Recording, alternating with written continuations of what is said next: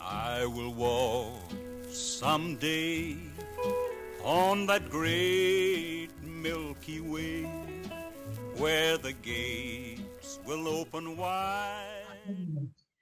How is that Flaubert book going? Very interesting. Very good. I'm halfway through. Did you start it? I started it. I read one chapter. It was.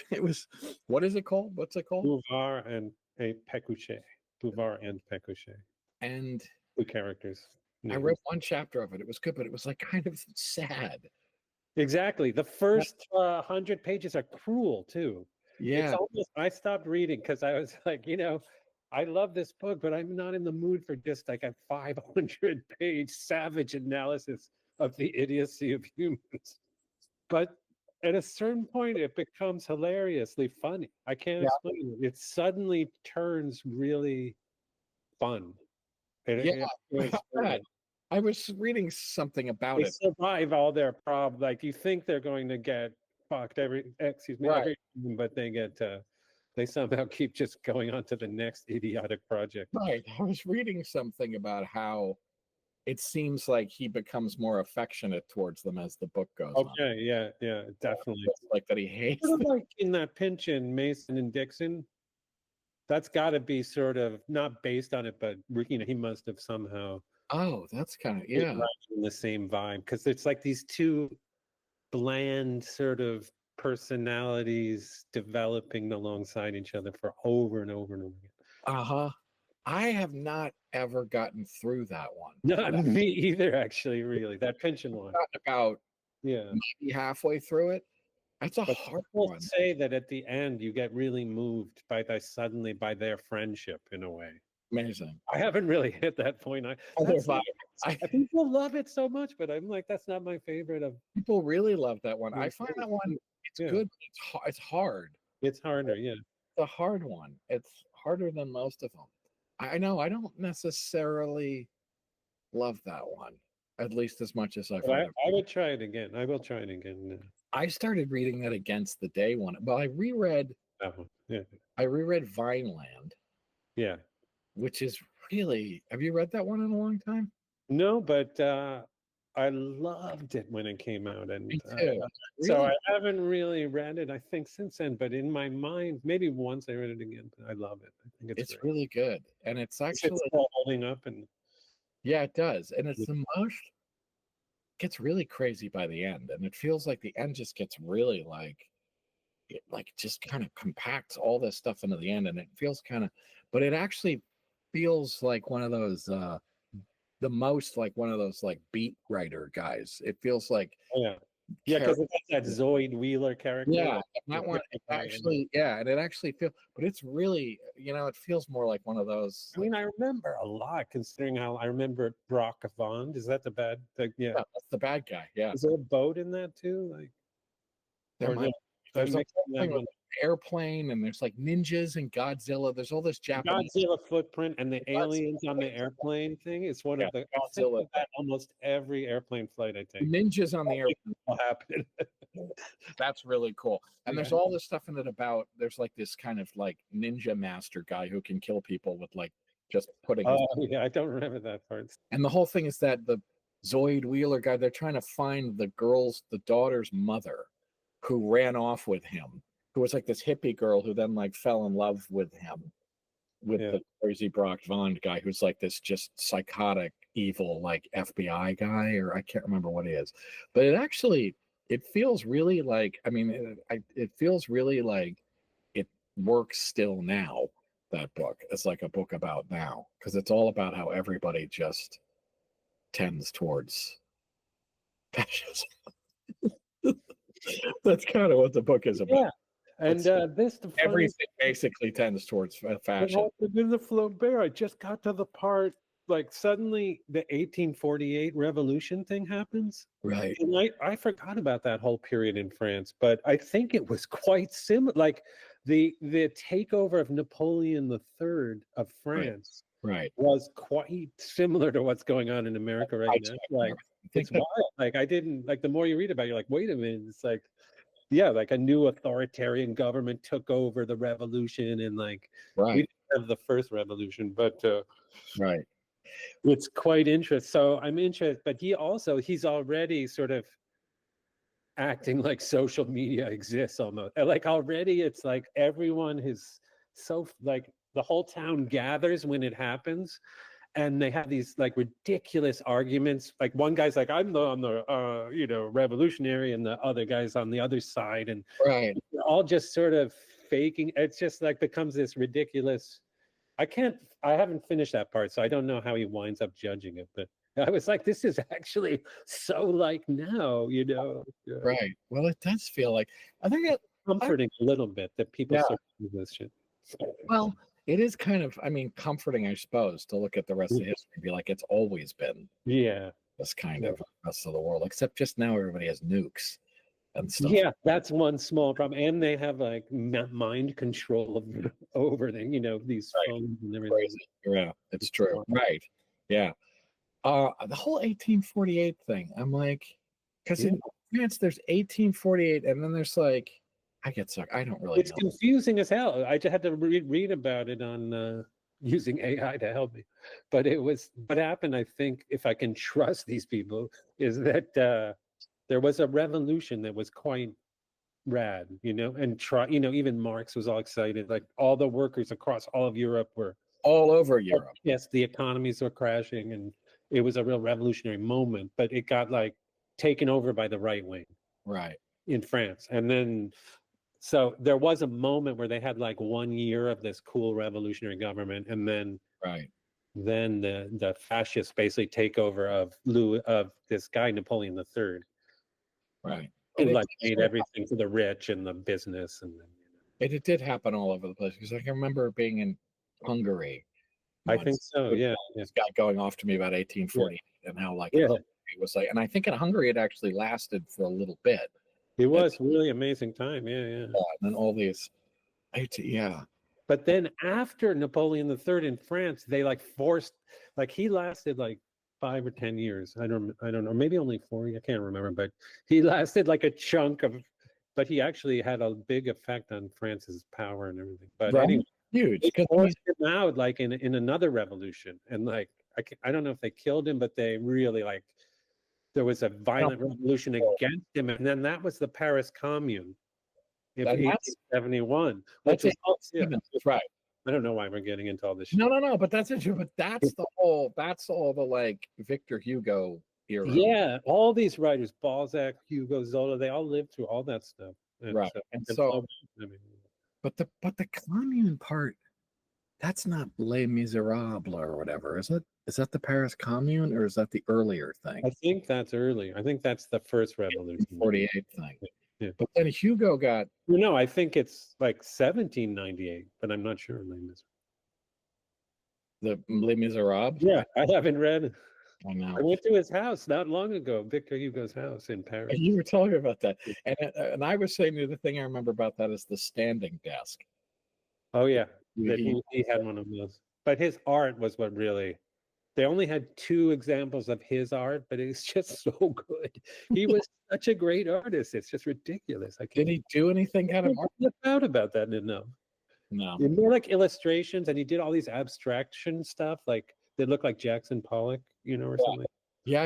I've seen. He also did really cool illustrations, sort of really surreal and dramatic. I was telling you the whole thing. I have that book of his, like, he did these seances. Oh yeah. Exiled to the Channel Islands, I guess. Really? Because of being, I guess, maybe it was. I mean, it was during that time. Yeah, it was. So he was seen as like being really subversive, because I guess he was like a kind of like revolutionary, like man. Probably Napoleon III and the Second Empire. Or is it the Third Empire? I don't know. Second Empire, I think. Yeah. And so he got exiled, and when he was exiled, I think he was with a lot of his family, but I think he was also with he had his wife. I'm going to say with a lot of ladies. Yes, and I think he had his wife and his mistresses. Yeah, there. And I think he had a daughter who was. Half of the museum seemed to be taken up with his mistress's rooms and her right, and so but he would have these seances, and I can't remember, maybe one of his mistresses is like a medium or something, I don't remember exactly, but he would have these seances, and it was not, he wasn't talking to like, he was talking to like the spirit of the ocean, and like, and he was talking to like Shakespeare and like Aeschylus and stuff like that. That's who they were summoning, and he was having these like really like kind of like intimate sort of debates and conversations with them. He was being all like, Shakespeare, my friend, you and I must finally have a reckoning. And so this person who's the medium has to just be like, Hugo, I said in my third act of Hugo, I bow to you. As like, yeah, exactly. It was all him just being like, Aeschylus, my friend, your verse is clumsy. I'm shit compared to you, Victor. Totally. I kind of look like him a little bit. I think I look a little bit. Wait, I can't tell if that beard is real or digital right now, but it doesn't really look real, does it? It looks insane. It looks. Did you trim it since I've seen you? Yeah. No. It looked bigger when I last saw you. Well, it filled out this way because last time it was like enormous. It probably looks a little bit smaller. In person, it might look bigger. It was actually 3 different sections. That's weird. That sounds like the beard is walking around in person. It's true. In person. It is. It was 3 sections. It was this section, then it was 2 like chops. Yeah, exactly. Space between them. That's growing in. I see. Yeah, because that's what I had it for this job that I just did. You played Lemmy or something? What the hell? Wow, I could play Lemmy. I could play a guy like that. That was actually kind of what it was supposed to look like for this character. Yeah. Kind of thing. Kind of like heavy metal guy, like biker guy, thing like that. But I just am like, I look at myself and I'm like, I look like, I don't know. I look like a lot of like guys we grew up around as kids. You mean bearded gentlemen? Yeah, professors and stuff like that. Like guys in New Haven, like you look like the author of Dune. Frank Herbert. I do a little bit look like now. I do a little bit look like Frank Herbert. I read some of his stories once. They were really good. Short stories? Yeah, I was impressed because I liked Dune, but I thought it did go downhill as the thing goes, and then you sort of stop respecting the author. But I don't know how old he got or whatever. But I've just talked to somebody who was like, oh, his like original series from beginning to end, where it ends with like God Emperor of Dune, or like that. They think it gets better and better, right? Yes. This person's like, oh no. You've got to read it because by the end of it, it's so insane. And it's like, and I think I read the first 3. And I remember that the concepts in Dune Messiah were better. I mean, more science fictional, like more sort of what I would call science, more trippy sort of concepts. But so I liked that, but it wasn't nearly as kind of gripping with characters. I don't know. I mean, I read those so long ago. I reread a big chunk of Dune, the first one, not that long ago, and I was like, oh, this is better than I remembered it. Yeah. I was like, there's a story behind it, why it's so good. Yeah. Is that he was following Jack Vance around as Jack Vance's sidekick in a way, Herbert. Jack Vance was this older great writer, and he met him and he loved this guy, and they hung out. They even bought a boat together and stuff. But one day he described to Jack Vance, this older writer, this new idea. I have this idea of a whole desert planet, and they have control this trade, and there's a local population, all this. And Jack Vance said something like, this is the stupidest fucking idea I've ever heard in my life, you idiot. Like, how could a whole planet be a desert? I don't know what he said, but he was like, this is ridiculous. And he really humiliated him. I think it was other people around. And he literally, I think Herbert went home and was like, fuck this guy. And he worked his ass off to get that book so good, Amazing. I was really inspired to really. Cool. So it was Jack Vance like spurring him on by putting him down. That's kind of cool. And I think Vance was like, I don't know. Later he would talk shit about Herbert. Maybe he was jealous a little of the success. But he said that like Frank Herbert knew one thing on piano, like one like 1 minute piece of like Tchaikovsky, and he just perfectly, he memorized it. So and then he would just pretend he was a concert pianist, that talented, but that was the only thing he could play. He would sort of just sit down and it drove Vance insane because he would always do that to like impress women, like party tricks and stuff. I could just play a little bit of something. Yeah, and he's like, no, I'm quite good at piano. Yeah, I'll try some. I'll just do something else. That's really funny. That's a good trick to have. And so Vance was like, who is like, what kind of person would study it that much?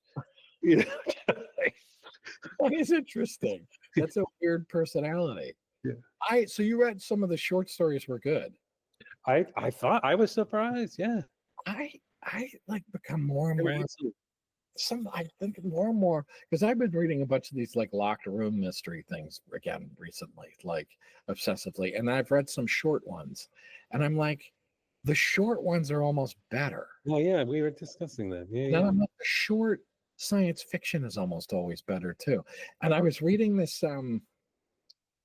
I was rereading or reading, what was it? It was especially pre-60s, Yeah.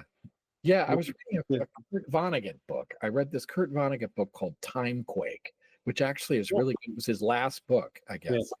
And it's in it, he's talking about that character, the Kilgore Trout character, the science fiction writer who's supposed to be sort of like Sturgeon. It's supposed to be sort of like him, which is an amazing character. And that character is in that book. But at some point, he's also in Slaughterhouse-Five, right? Right. He's in a bunch of those books. Yeah. I think he's in a lot of them. And like Breakfast of Champions and stuff. And so he's talking about how at one point Kilgore Trout says something about like, science fiction, it's the ideas are so great. The problem is you have to slog through these books. So what I've done is all I do is I just give you the idea as condensed as I can. And so the book is full of these like just short paragraphs that give you a whole science fictional idea of a book. Oh wow. It's actually great. You're like, I don't have to slog through this whole book. I just got this amazing like science fiction. I got the whole thing just summarized in a paragraph. I have that whole book this big. I'm not in my office right now, but I would show it, but of Freud, like the complete works of Freud like that. Done by other, I don't know. So it's like, this is Freud's essay, and it's just one paragraph with exactly the point, and all the little details. That's all you need. So you like, no, and it actually does work. You're like, oh, this is kind of great. Exactly. You're like, I don't need all of this shit to get through. And so I am finding like the shorter things like that sort of. And part of the problem too is like science fiction as it's gone on. Right. These are mystery short stories. Yeah. It's pretty cool. It's weird that they're satisfying. You're like, wait a minute. They're super satisfying. And the science fiction ones, I feel like are super satisfying. Like some of the short sci-fi stuff that I've read is the best of that. Jack Vance story, The Moon Moth, I think it's called. Oh my God, that's one of his best with all the masks and it's so amazing. And it's like, boom, that's all you need. And it's like, it's true. That's as rich. I think he wrote like a lot of them then went on to write novels sort of based on those stories. Right. Well, they were going to make more money. Yeah. So it's like, but the market changed. Like everyone was writing story. There was no sci-fi novel market really. And then all of a sudden in the 60s, they started publishing like paperback original novels. And you were telling me this, that like, you were talking about how we were talking about those Daw books, the ones with the yellow spines. Yeah. Were you telling me that they would just overprint a book like crazy? All of that era, all of the mass market. This is a Gore one by Daw. All right, wait a minute. We have to talk about that in just a second. Book 15, by the way. Wow, that's that's the pinnacle of Gore right there. Is 15 is Rogue. Rogue is the one you got to build up. I wish I had read the other 14. I mean, it's true. We haven't had our show in a long time. I could have been reading them the whole time. You should have just claimed to have got up to ran at a store. And, you read like an earlier one too. I read like 8. I don't know if I finished it. No. Number 8. Like I was assumed at the time that it was quite good in a way.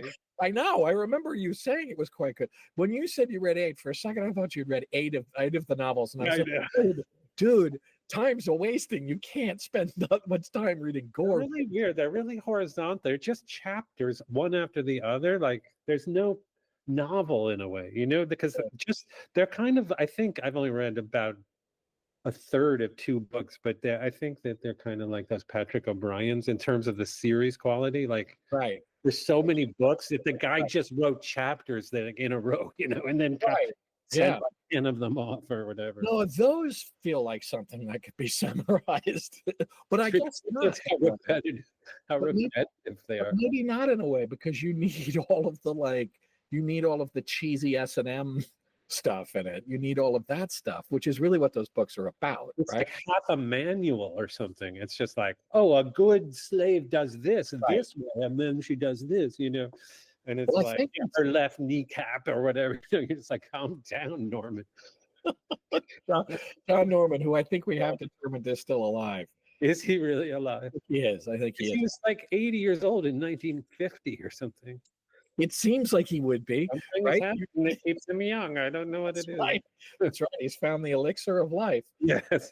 It's I do think that there is a kind of like subculture of like Gorian, like of people who like follow his like teachings and stuff. There is. There's a whole Gorian underground or whatever. Or I don't know if they're even underground.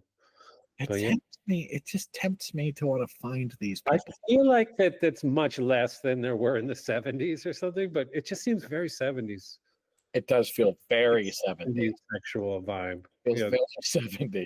It feels very kind of like It's the experimental, like, books are just like a glimpse into what the 70s were actually like. they seem really, really 70s. And it's like, and even the artwork and stuff. Yeah. That makes me think of like, we could probably track John Norman down. And in fact, we ought to have John Norman on here Yeah, it is. to actually track him down. I went down such a rabbit hole last night. Bear with me on this, because I just was like, and I was like, wow, I have these editions of these locked room mysteries, and they were all put out by this thing called IPL, International Polygonics. And they're these weird, I've shown you these editions. One sort of version. You have them, yeah, with these weird covers and like I have 1 or 2 of those. Yeah, they're yeah. really kind of like really well made books. They're really like kind of strong and like good paper. Yeah, a paperback. Yeah. And I was like, what the fuck is this International Polygonics? Like, what is this? Yes. And I looked it up to see if it still exists. And it still, in fact, does exist. Yeah, see if you have one. I bet you might have one there with you. I have one too. I could go get one too. In fact, actually, here, hold on. I have one. I have one right here. Mark, Great. I have one right here. Exactly. Yeah, they always have those paintings on the These cover. weird covers, and they have They're this like kind of Black like- Lizard era or something when they had those reprints of yeah, and it's like, classic noir. Yeah, yeah. yeah, they're very like, they're well made books. I love those books. Yeah, And and they're the really good. choices are always good. Like any, yeah. Super eccentric, like Yeah. weird reprints of these really hard to find things. Like they were hard to find. Yeah. Actually, now finding these, a lot of them are pretty expensive. This With is your hat. this is the shit that I'm reading. This is like all I read anymore is this shit. And it's like, That's this is not a true. definite sign that I'm turning into like a fucking shut-in. Well, your reading Portrait of a Lady made me feel guilty, and that's why I was reading Flaubert and shit like that, because I like. Well, I like shot my wad on Portrait of a Lady. Oh, we're gonna talk about Portrait of a Lady. And now I have to go back to reading these. Anyway, I was tracked it down. And I was like, and in fact, apparently it still does exist. And basically there's a guy who I think basically runs it out of his apartment. Sorry. You're kidding. No, he What basically a great. He must be been like. the editor, like, and he's been the editor of this company for like decades. But the interesting thing is, I think it started out as and has continued to be a puzzle company. They make jigsaw puzzles, is really what this company is. Okay. And at some point in And the on the side, they're doing some. 70s or 80s, the guy was like, maybe I'll start to reprint, because jigsaw puzzles and these fucking things Yeah. It's like, go okay, together. So yeah, the they're weirdly related. Yeah. right? So the Yeah. guy was like, I'm gonna start doing this. And I just went down this fucking rabbit hole about all of this shit. And what I eventually found They're really surrealism was the same time when those were popular. No one ever remembers that genre, but they're really surreal, right?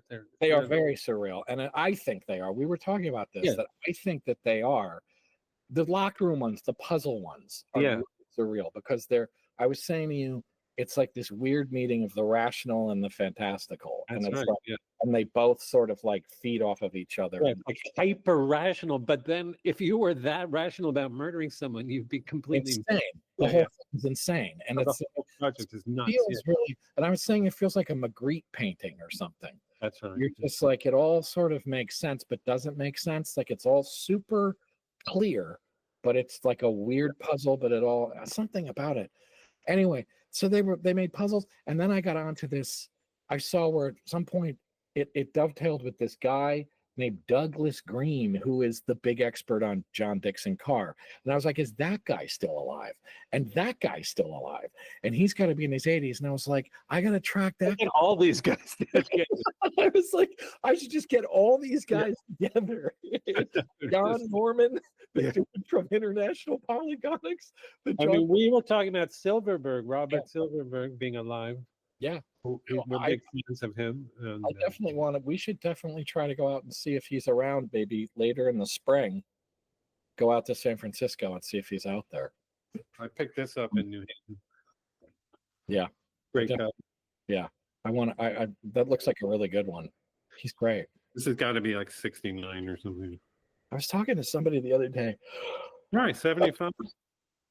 Talking to somebody the other day who was telling me they have a brother, they're like our age, and they have a brother who still reads sci-fi. And I was like, oh, like, what does he read? Does he read like Robert Heinlein? And they were like, no, he only reads new stuff. He doesn't read old stuff. I know. And I was like, no, we're so out of it. I know. There's so much going on in that world right now. It's just like, there is a lot.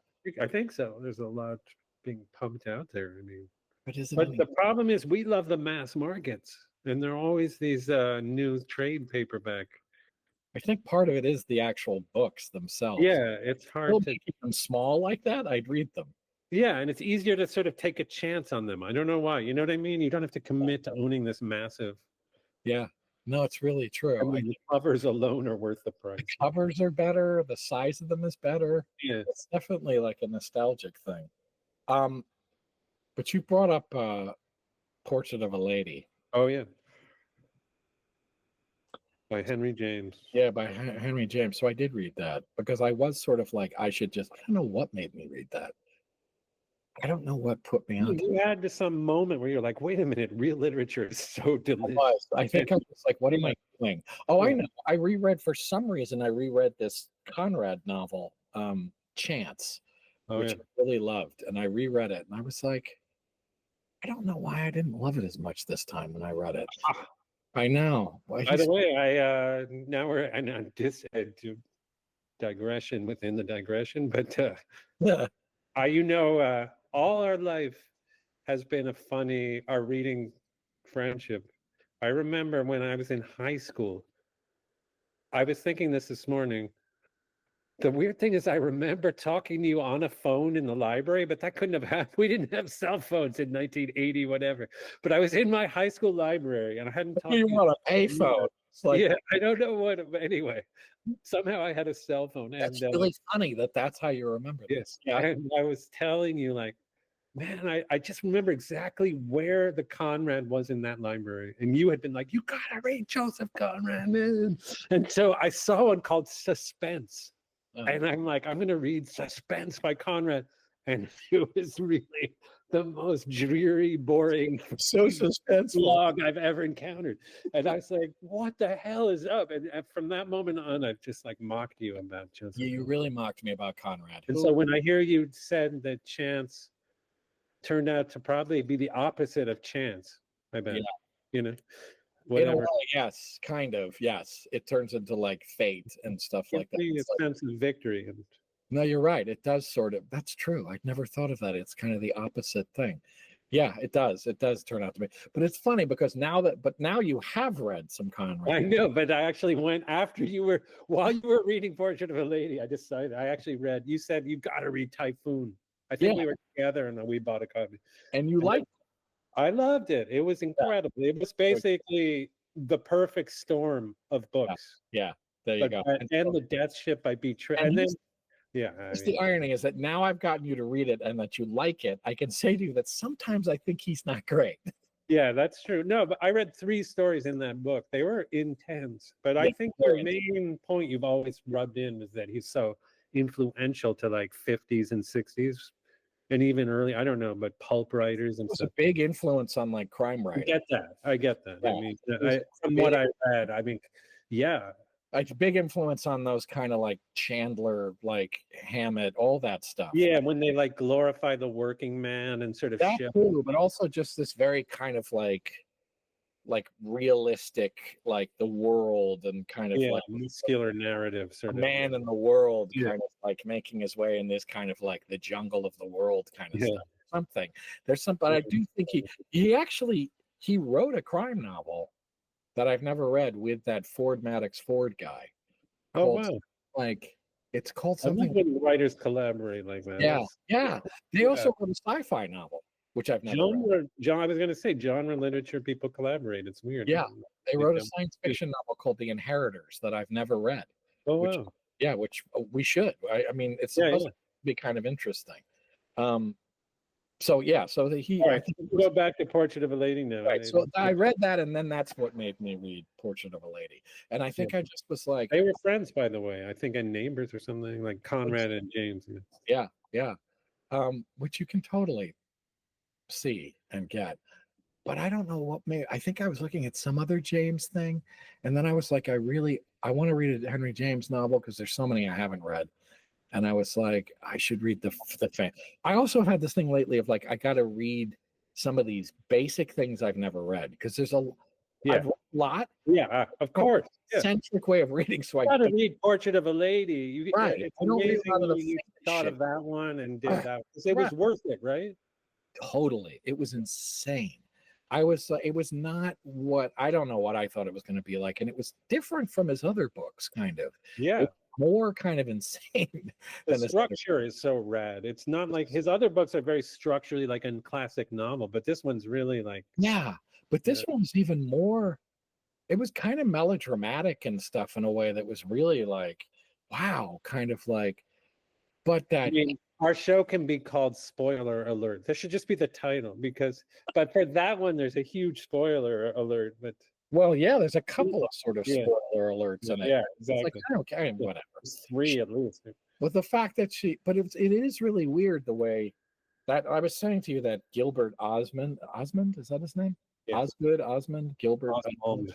Yeah, Osmond. Actually, Two sort of- O's is Hey, so, Brock Bond. Yeah, totally. you know, it's just something He- weird about Wait a minute, he totally is Brock Vaughn.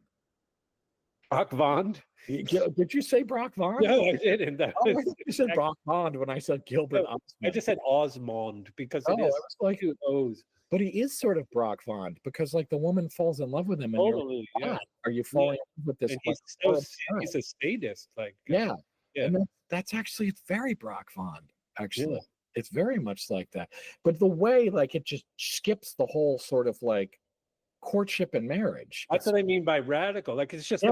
it's just break and then like That must have been a really year rough. later and look everything is different, you know. Everything's completely different. And you're like, wait a minute, what happened? Yeah. Like, oh, they're You feel a married. loss. You feel like a missing of all the romance. Yeah. You're like, There's wait no a minute, romantic, yeah. oh, yeah. none of Yeah. it. You're like, what happened? Like you missed all of that. I agree. Yeah, yeah. And then I was saying to you how there was this character in it, Madame Merle, who I Yeah. was like, this character's so ridiculous. I You were can't- saying before you knew the spoiler about her, you were like, yeah, it's a major spoiler about her that gets revealed pretty close to the actual very end of the book. yeah, it's one of the biggest spoilers I've ever encountered. Yeah, me too. And I was like, oh, Yeah.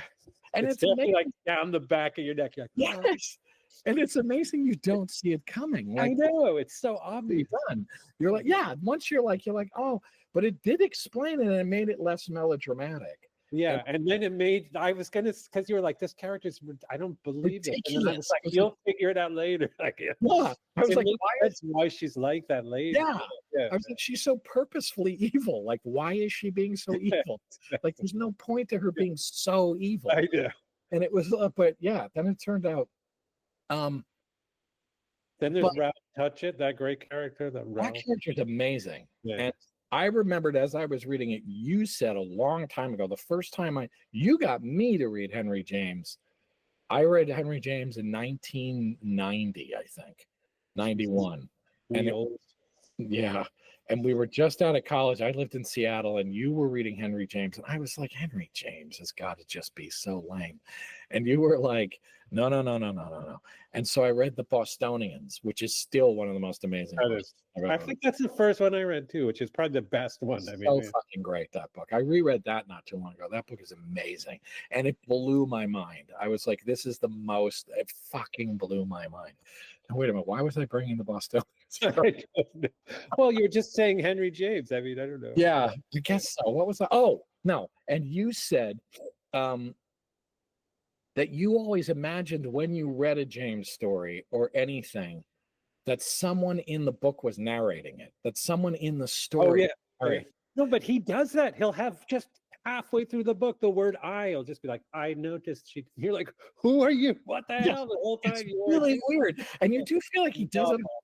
Like he does it on purpose to fuck with you. Oh, totally. Yeah. And it's like, we of course thought, and you're like, who? We who? You're like, I know, exactly. Oh, you Flaubert does said- that in Bovary too. right. You Yeah, imagined some side character like narrating it. Yeah, exactly. That book, Portrait of a Lady, I was like, Ralph Touchett is narrating this. Oh, I was nice. like, totally, and he even narrates his own death before it happens. He knows Or the he's, whole thing could be like a fantasy of or that, yeah. that. But I liked the idea that he's just writing his own death into it and stuff like that. Like he's writing ahead of it. Like he knows. But that would make sense too, because he is like the author of the story because he gives her all the money to. Yeah, totally. And then his view of victim her of just Kurt so, Gilbert, like, yeah. his view of her is so kind of weirdly like distanced, and he's like so sort of like studying her all the time, studying everything. He's studying everybody from like distance. That character's amazing. But he approves her. I mean, he loves her basically. Yeah. Everybody loves her. She's like a great character. She's a really great character. But he comes through like a painting. It is like you always think of the covers of those Penguin versions, but she looks like a Manet painting. I don't know. There's this clarity about her. Like totally, it's very 18th century. Is he supposed to be Robert Louis Stevenson? Did you tell me That's what I thought. I mean, because Henry had a big crush on her and best friends with Robert, the young Robert, and he also died in a similar fashion. Right, and it's described as being very kind of like delicate with like the velvet jacket. Yeah. That and all sort of like ironic and like, but this very like good-hearted guy and everything.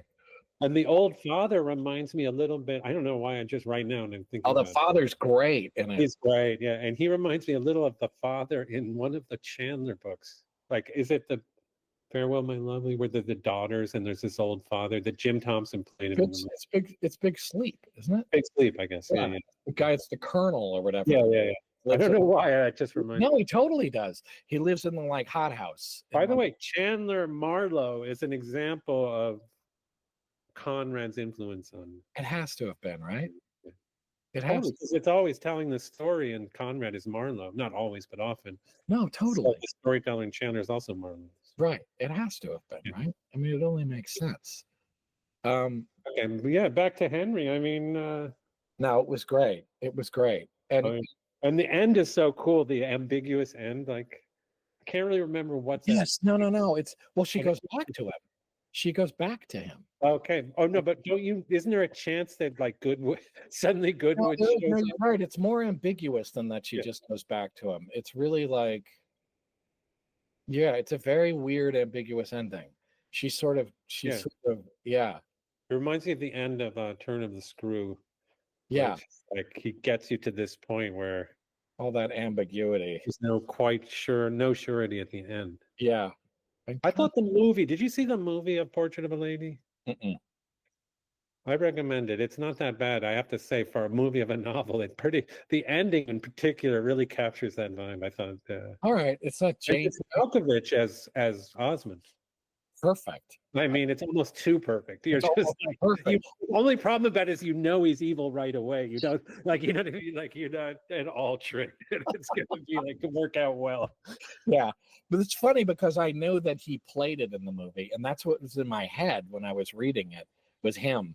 But also it's described like, I mean, he's perfect. Yeah. It's like No, crazy. he is perfect. Yeah. For it. Like he looks exactly like the character is described. Yeah, that sort of lazy feet just sort of Yeah, perfectly pulls it off in the it's a movie. really creepy character. It's super. It is, really. I think the name is creepy, the two O's. I don't know why. There's something like serpenty or something. I don't know. It's Rock Vond, dude. I yeah, can't believe that. two Like, O's. Yeah. that's like it totally is like Osmond. Yeah, it's super ominous kind of name. By the It way, speaking of Henry James, and I also read. I mean, it's been a long time since we last did this, so there's hundreds of books we could talk about. Because I true. think, but one of the books in the last year I was looking at my Goodreads was Henry James' Sense of the Past, which he wrote right at the end of his life. I read it. It's unfinished, right? Yeah. Well, he rewrote. He started it, I think, maybe when he knew and was friends with H.G. Wells, and then he supposedly, according to my version, that during World War I, he got so depressed he kind of returned to this time travel story, almost like time travel. You know, he returned to his own thing, which was about time travel. That's really interesting. Like, yeah, I thought it was really. Because I had heard he was trying to collaborate with H.G. Wells, and I always thought that Henry James, H.G. Wells collaboration never quite have. I mean, that's just such a weird. It's a weird idea. Blows my mind. But this book is what it kind of would have been like, I think, because it's you know, a time travel, but it's so Henry Jamesian. Like at the same time, there's time traveling. He's like. He time travels into a set of like complicated, ambiguous relations in a rich family. You know what I mean? You're just like, what the hell? It's like sci-fi and Henry James together. Does he go back to when? When does he go back to? His own past? Or no, like it's only like, I think he just goes into like the sort of Regency era or something like, or like 1840s. A guy goes to, the story is a young guy is a historian of, loves history, and he writes some beautiful thing about history, and a rich relative in England sees it and decides to give them their old house.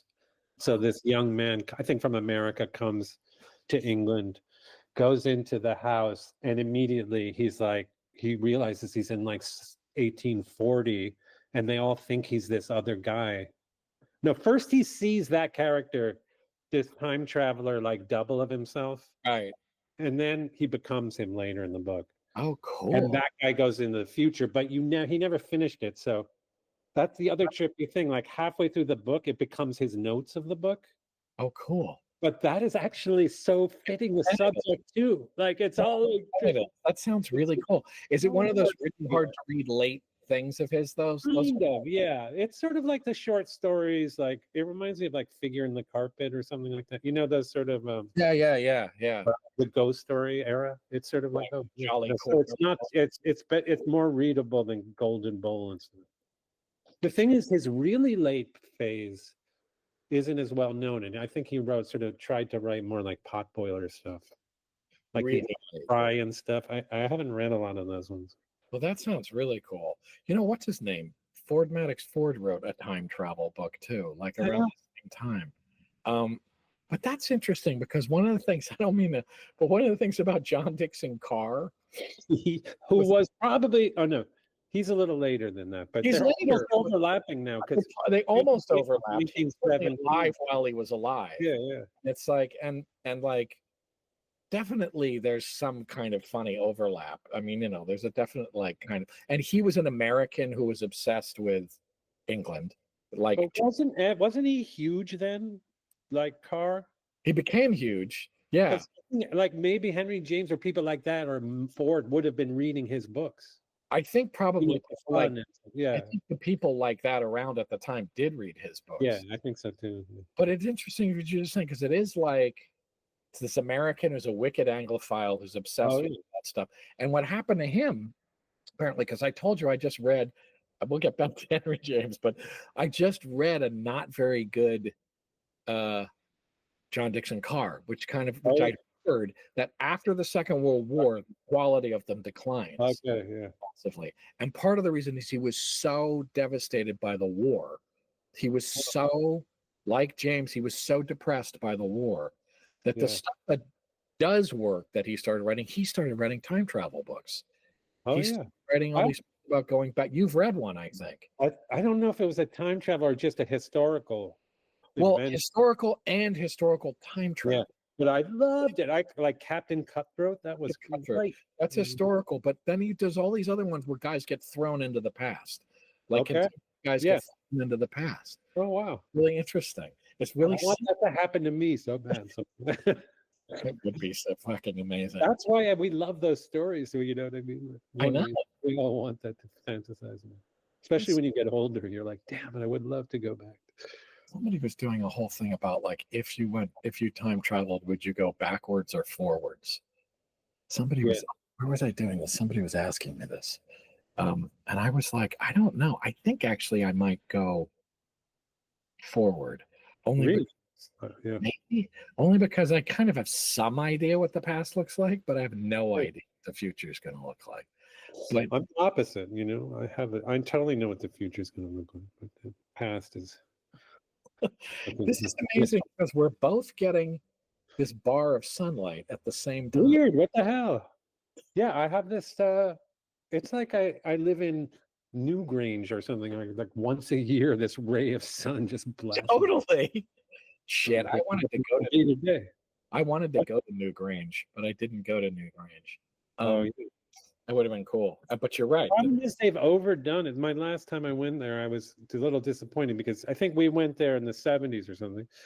The Newgrange being a mound in Ireland, it's an ancient burial mound of kings, and we do everything now. They rebuilt it up in this almost like overdone, vulgar way. I don't think it's realistic. But maybe it is.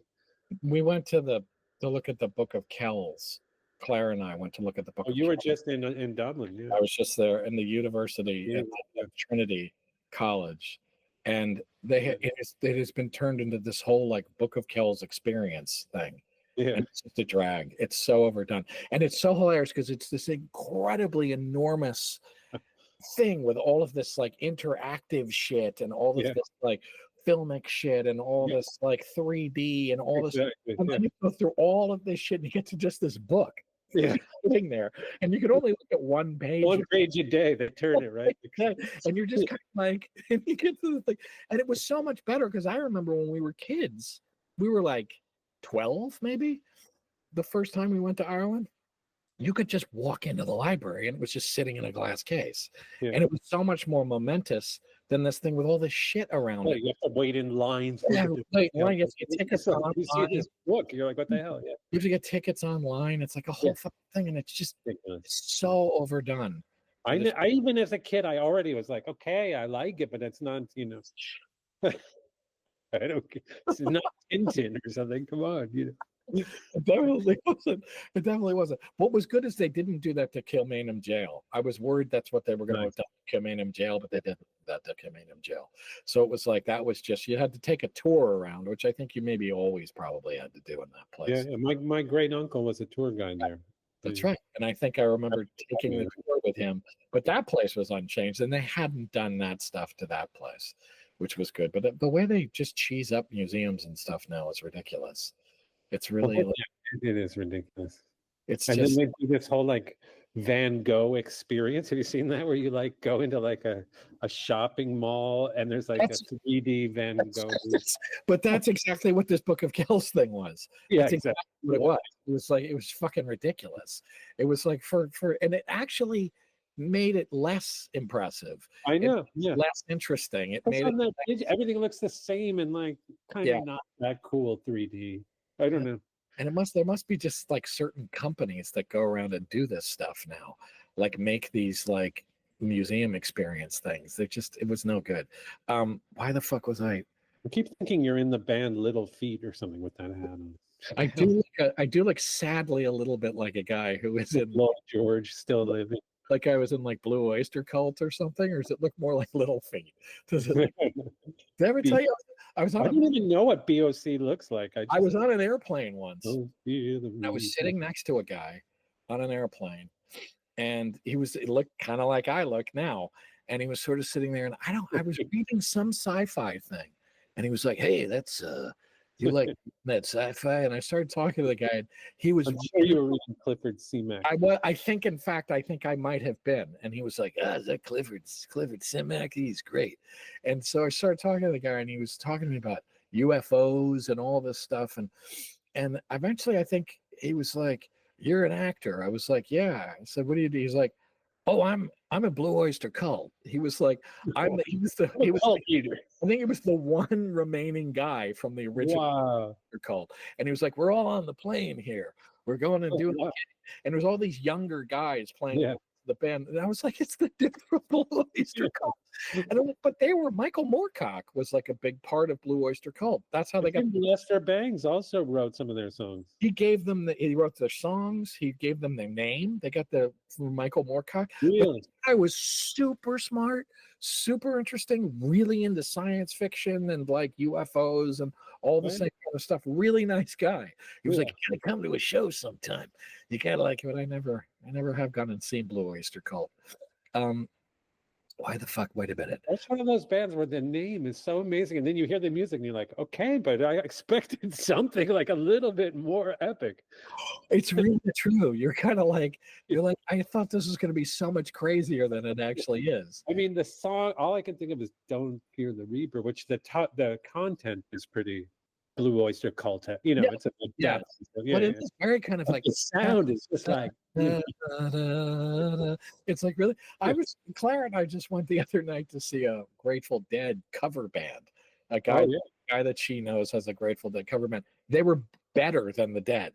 I was like, you guys sound better than the Grateful Dead. What year, man? I was like, I was saying that, like, the Grateful Dead is always to me a similar thing where I'm like kind of disappointed now, just kind of like did. The first time you hear them, you're like, what? I thought they were gonna sound like Led Zeppelin on acid or something.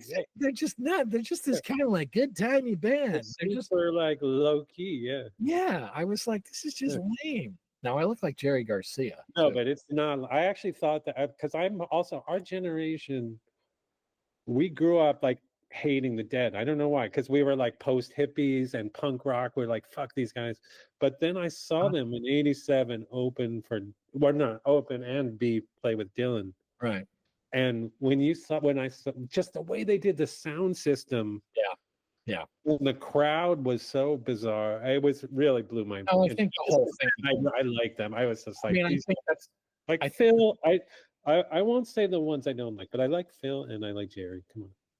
Yeah, no, I mean, come on. And it's like, no, now I'm like, but when you first heard them, I remember being, but I think it was the whole thing. They have a literary connection too, because of the Beach. They were friends with Neil Cassidy, and that's how they got their start, like being his house band for Neil Cassidy and Ken Kesey. Right, and they were Jerry Garcia was super into Theodore Sturgeon. Was he? Oh yeah, they were super into science fiction. And he was really into that. Terrapin Station is like about a space station or something. What's that? Right. And what's that Sturgeon about, like all the little kids who are like psychically linked, the mutant kids? Oh yeah. More Than Human, I think maybe. Yeah, he was like apparently obsessed with that book. That was a huge hit among hippies and stuff. Right. That was in the day when sci-fi was always about psionic abilities and like telepathy. It was so fashionable. Now no one really cares about that anymore. Yeah, nobody really. It's weird how that's. I mean, I don't know. I don't read new sci-fi, but it's usually none of, as far as I know. Well, you've gotten us into an excellent segue to get into one of the greatest sci-fi books that I've ever read. I think we have like 12 segues to get there. Yeah. Are you going to say what's in title? Open the door to number 44, The Mysterious Stranger. Yeah. Which, talk about telepathy. I mean, there's tons of telepathy in that, right? I mean, this has been the whole point to us even doing this. Oh, that's going to. This is why we thought about it. This is why we thought about doing it. But that Henry James sci-fi at the same time is also interesting. I mean, that's why I thought of that, because I was like, wait a minute. That's true. That was one of their last books. They were published after their death, like found in their words. That's really true. And like they were contemporaries, almost like rivals to the greatest American author. It feels like all of those kind of great author guys hit a point where they're just like, now I have to write something really crazy. Yeah, I'm glad they hit that point Yeah. after years of writing. But he had already written, Twain had already written Connecticut Yankee. That's true. He'd already written a lot of sort of Yeah, and other stuff. That's fantastic. you read more like the Tom Sawyer in Europe shit or something. Like, and think Tom Sawyer Doesn't abroad. he go to the moon or something? Tom does he- Sawyer abroad. No, they don't go to the moon. Almost. They don't go to the moon. They almost go to the moon. I think maybe they do almost go to the moon, but it's like super Jules Verne. Oh my God, you got to read that book. It's so weird. It's great, actually. What's it called? Tom Sawyer in Europe? Tom Sawyer abroad. Yeah, They abroad. don't go to Europe. They end up in Africa. They end up in Oh, yeah. Africa, but it's so trippy and weird. And it's like, obviously like buckle up for like racism in it. There's Jim is in it. Oh yeah. Jim. Oh yes, really? I didn't know that. Well, but Tom, Huck Finn, and Jim get sort of get kind of kidnapped sort of by this mad scientist in his like airship and his like dirigible thing. Like And- Jules Verne character. Very Yeah. Jules Verne. And like, which is weird because you're like, right, they were writing this stuff at the same time. And It they also end up, Poe goes back to Poe. yeah, no, you should read it though, because it is really weird. And Yeah, and it's, I've definitely looked at it in the illustrations and stuff in the first edition of that. I've It'll seen it's super science fictional and yeah. It reminds me of Tom Swift or something. The way like very Tom Swift. And It's- now that we say it, Tom, maybe they really were influenced by that stuff. Totally. It's very much that weird like boy adventurer, Yeah, yeah. boy inventor thing, which by the way, I think because of that book, I got it's a whole other thing. Oh, boy inventor. I forgot about that genre. Right. But I found these. Oh God, I have them somewhere. Like when your digital effect disappears.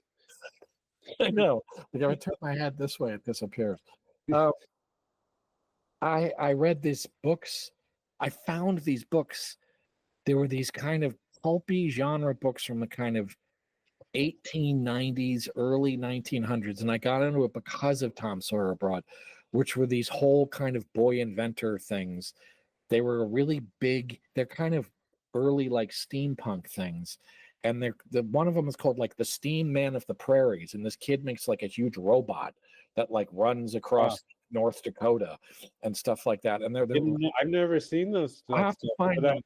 I know the genre just from the Alan Moore comic, Jack Be Quick. Have you ever Exactly. seen those? Yeah. Exactly. So Yeah. it's like really strange. Actually, this would be a good thing. Maybe if I find them, I'll send you a picture of the cover and I'll read something from it. Because they're really weird. But yes, number 44, The Mysterious Stranger. Oh yeah, we're back to that. Totally in line with that kind of thing. And it's just the history of the book is it's hard to know how to approach the book. There's so many interesting things about it. I mean, But it was left unfinished, right? is it? I mean, No, it's finished. I was thinking that, and I went and looked at the end, and I was like, I've never seen a more solid end. It's Yeah, no, it is finished, I think. I he think vanished and left me appalled, for I knew and realized that all he said was true. The end. I mean, it's a really good end. I mean, right. And it's sort of the end. He's like, the guy is like, there is no God, there is no nature, there is I no, mean, there is so not. it is true that which I've revealed to you. There is no God, no universe, no human race, no earthly life, no heaven, no hell. It is all a dream, a grotesque and foolish dream. Nothing exists but you, and you are but a thought, a vagrant thought, a useless thought, a homeless thought, wandering forlorn among the eternities. He vanished. Yeah, brutal. That's the end of the book. Yeah, it definitely does end. It was unpublished, is what it was. Yeah, yeah. It was posthumous, found in his dead. But they edited the shit out of it. That's right. Then they printed it and took out. I took out all the story of the science fictional elements. I think Right. made it less sort of anti-religious and stuff. Right. And right, because I think that people are going to think he's nuts. It's really hardcore anti-religious. Right. It's Right. Right. There's that fucking like the priest. Yeah, there's no God. It's literally on the Yeah. Yeah. And there's like the priests are really horrible in it, and like the But and it's such a strange book. When I got to the end, and the sense comes back to me every once in a while. I'm like, we don't exist. None of this exists. Yeah. Like this book was the last book ever written. Like, also is this weird vibe because when you read it, you're like, wait a minute, that's just like Odd John by Olive Stapleton. That's just like Star Maker. That's just like, it is like Star Maker. And you're like, but these books that came after, and you're like, wait a minute.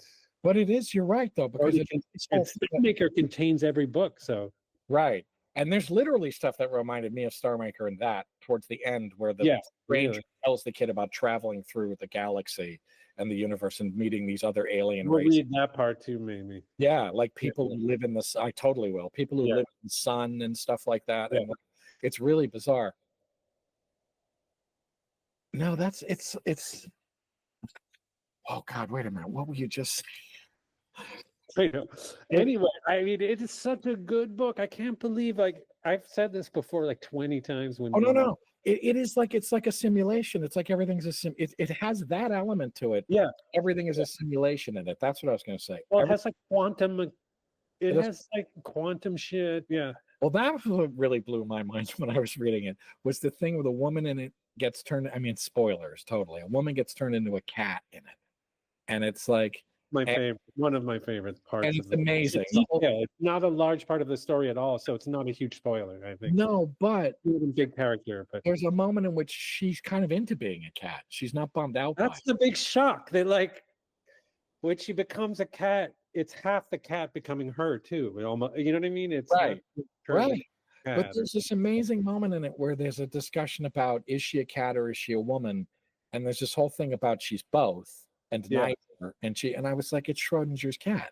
And a cat too, you know, and the same concept. Yeah. Right. I was like, this is fucking insane. But maybe it was the same year. We should look that up because he might have actually read that or something. I doubt it. But no, but it can't be that far from it. Yeah, it's probably like when same time as Einstein, I think. When is that, like 1911 or something? It was like, yeah, but that's probably because he died then. I don't know when he actually wrote it.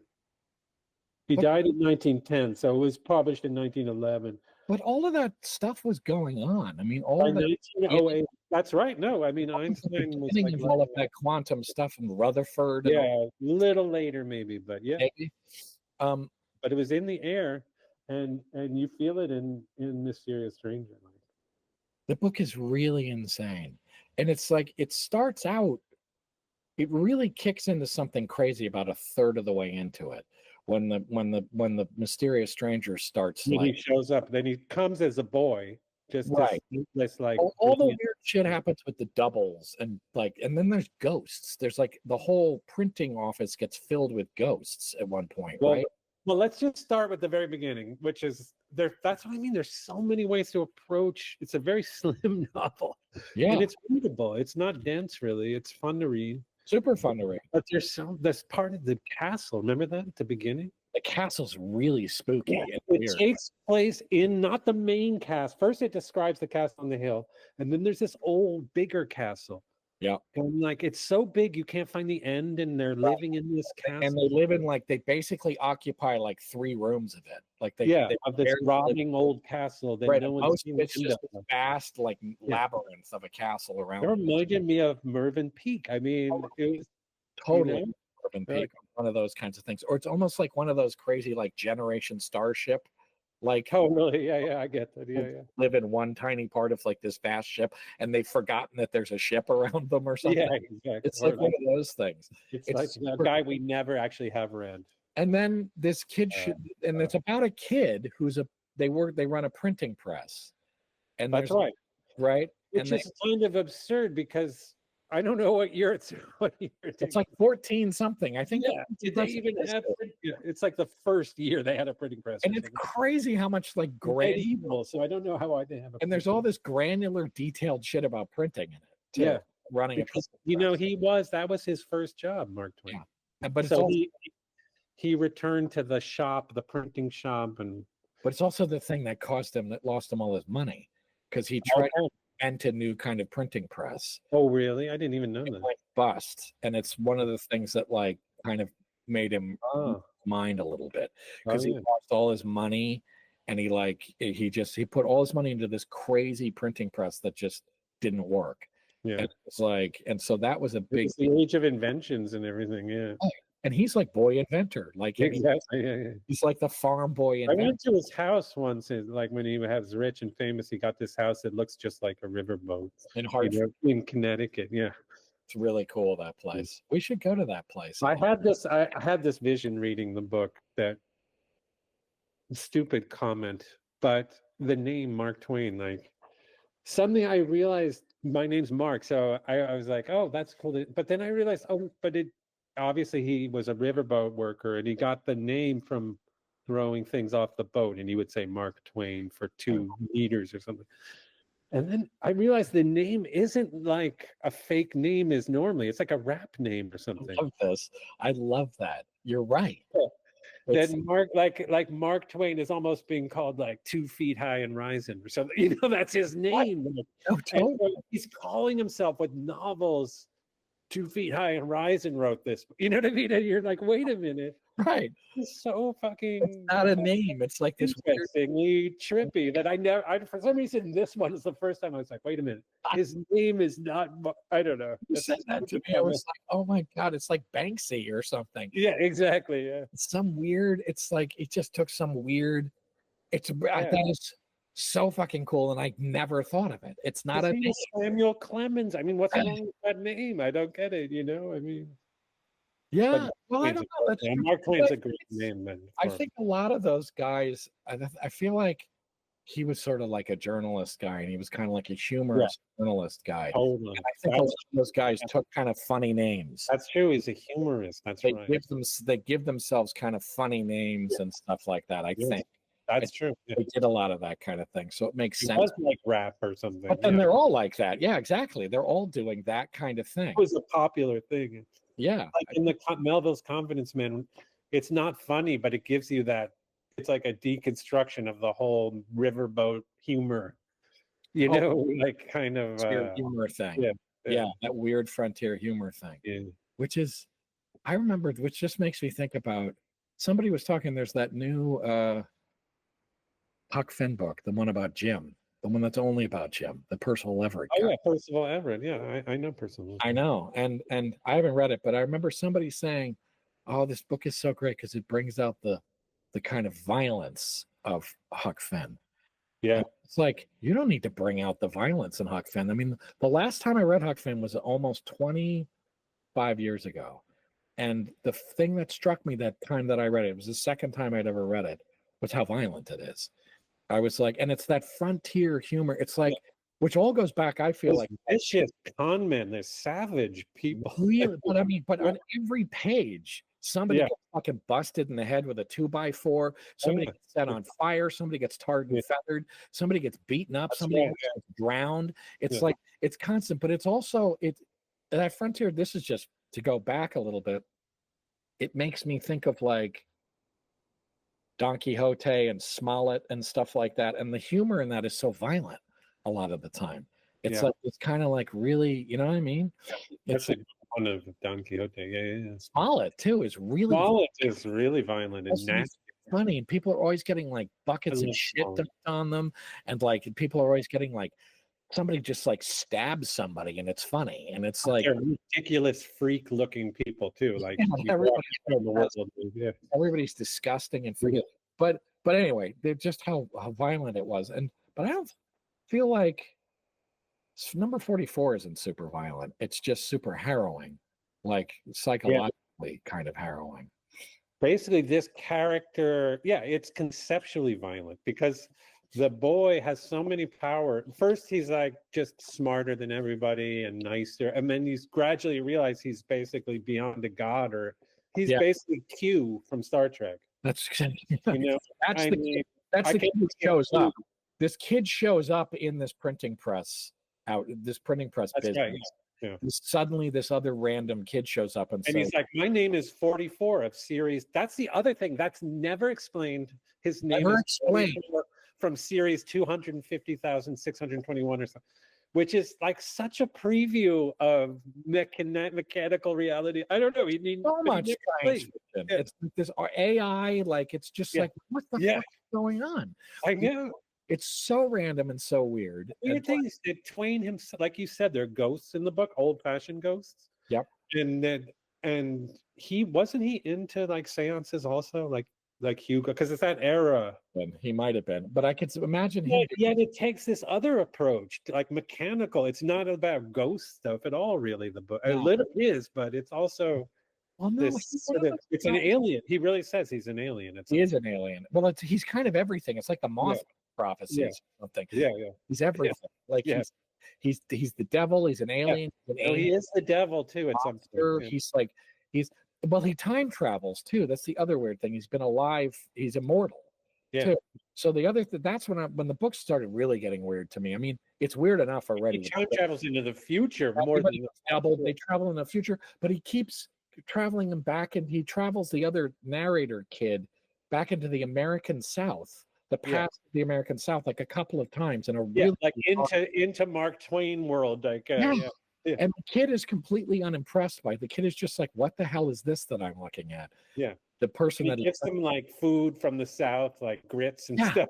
Molasses. It's taking place in medieval Austria, the whole book. Yeah, and then he turns into a minstrel at one point. Like that is the most insane thing I've ever read outside of Thomas Pynchon. I mean, that is like out of a Pynchon novel, right? It's the whole thing is psychedelic, that scene. I've never, but also so it's like Chester Himes too, because it's like this weird satire of racism and of black and white culture and minstrelsy and so weird. And it's plopped down in the middle of this book. It's really, that should be a famous moment in American racial history.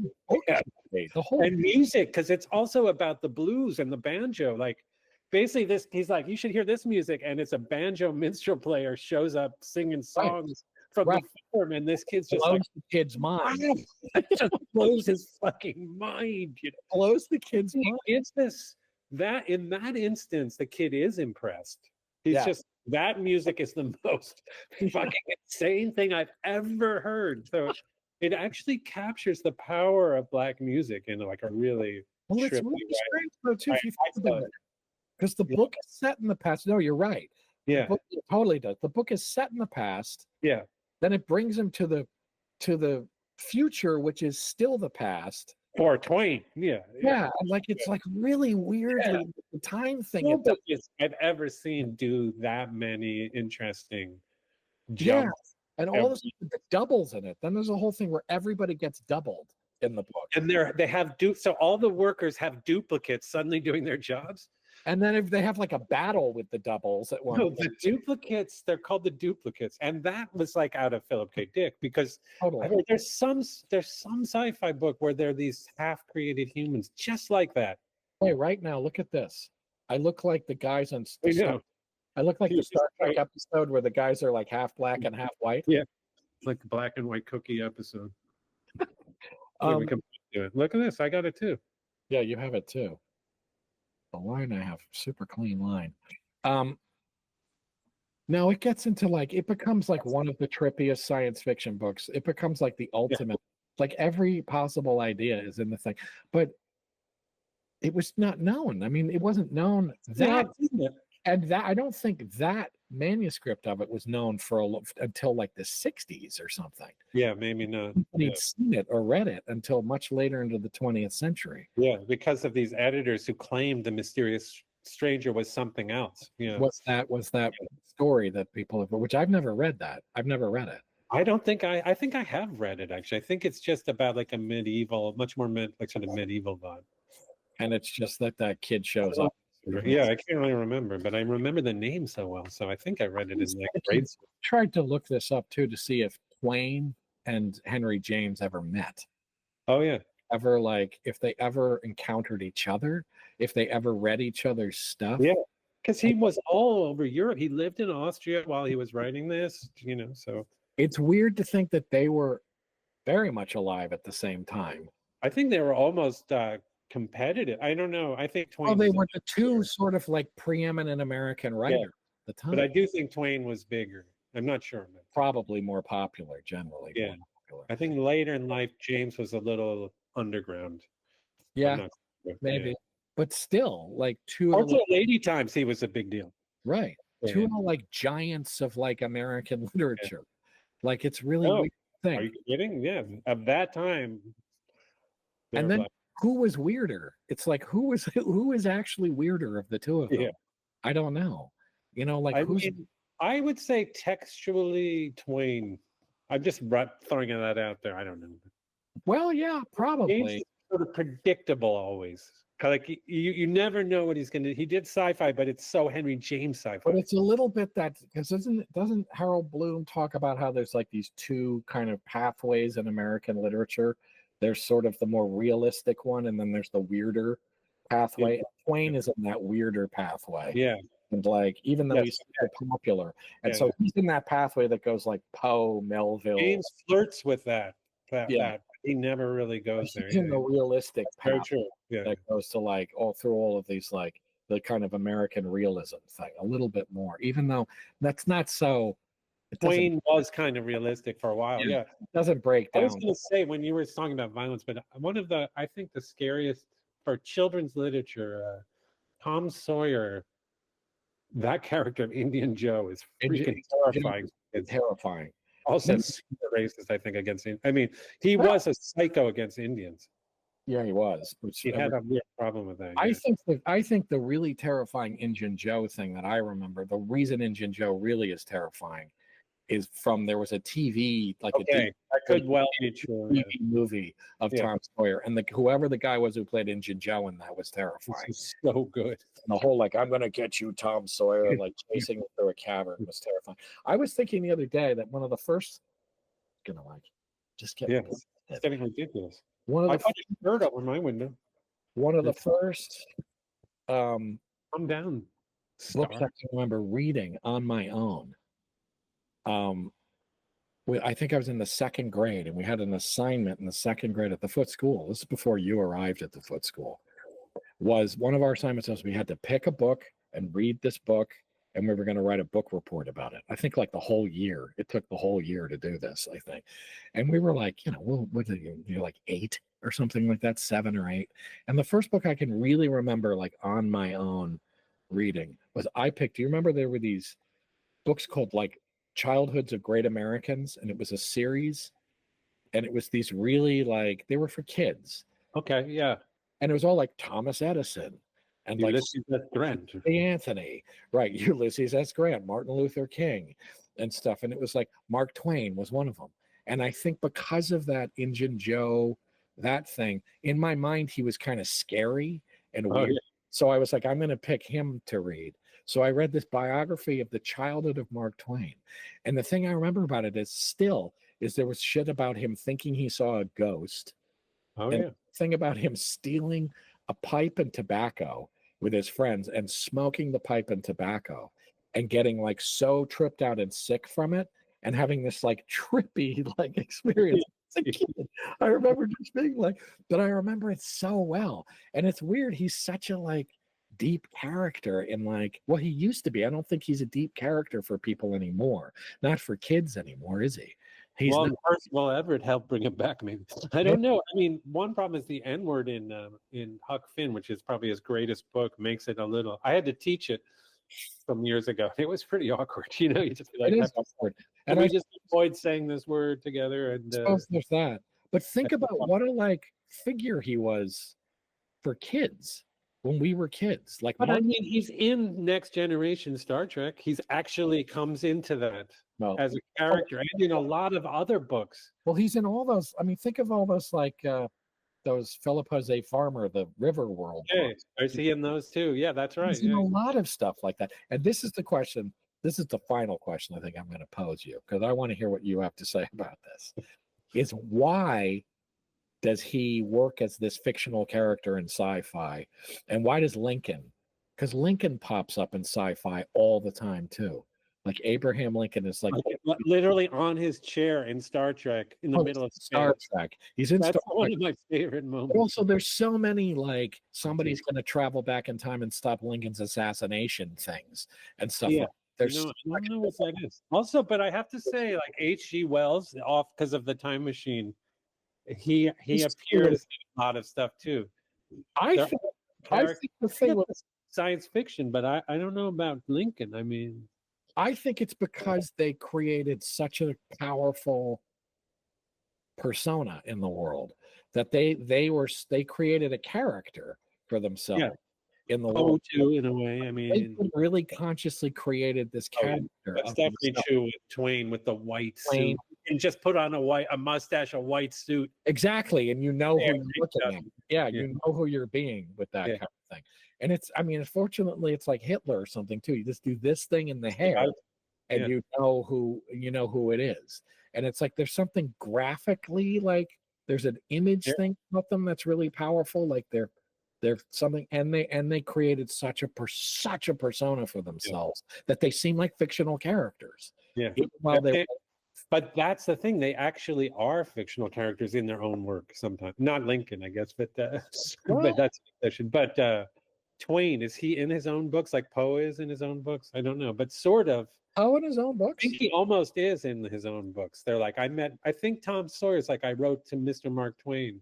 I think he says that. He is in his own books, yes. He kind of is in his own books. That's also part of it. Like and is Poe in his own books? Does he pop up? Yeah, he's in Pym. He's in well, the guy's like, I'm sending this manuscript to Mr. Poe. Right, I received this manuscript. The guy writes his name and like Pym says I'm sending it to Poe. But you're right.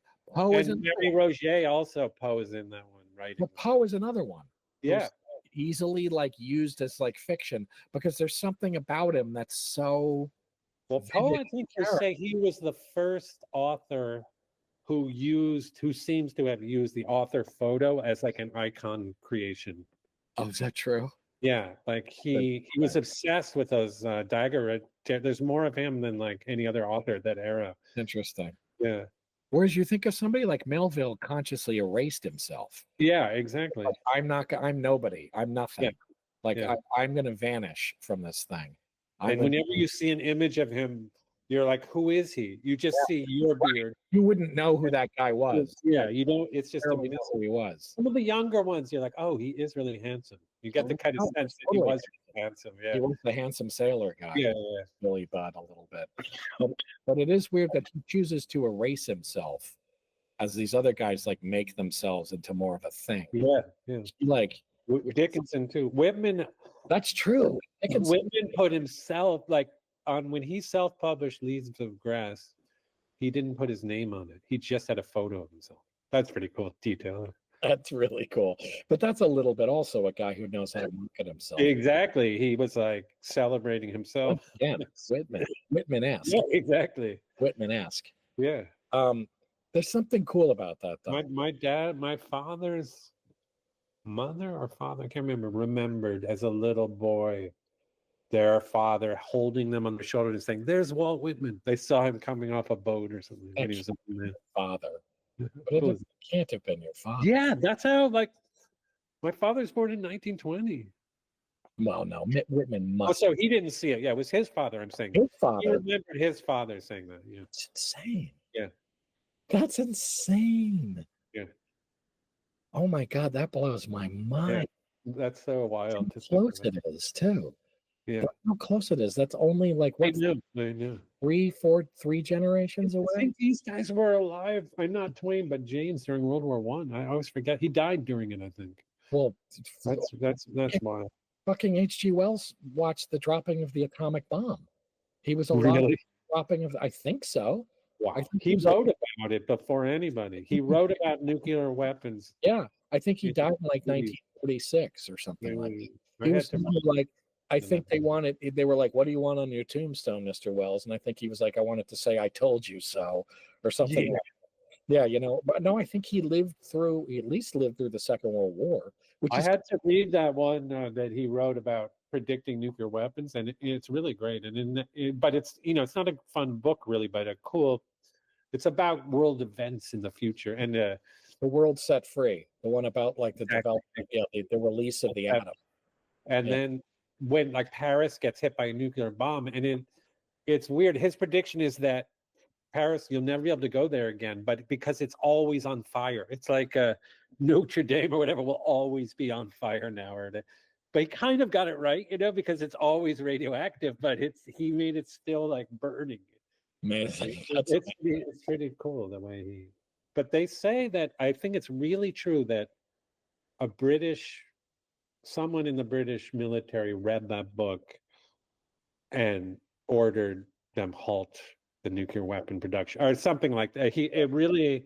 The first time they realized how bad nuclear weapons would be was in his book. And that was the demise. That was the end of the British Empire. I don't know too much about it. It was the end of the British Empire. They chimed out. Oh, shit.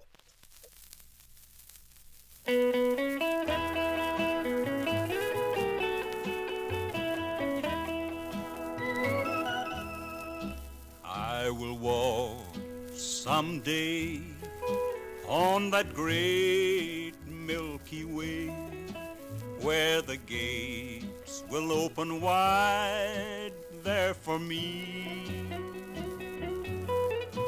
Down the river of life, no more trials, no more strife. Oh, how happy when old Jordan I see. The weak, the lame, the sick and blind, come on to me, we'll hear him say. Now my steps are getting slow, and I'm ready to go. I want to walk on that great Milky Way.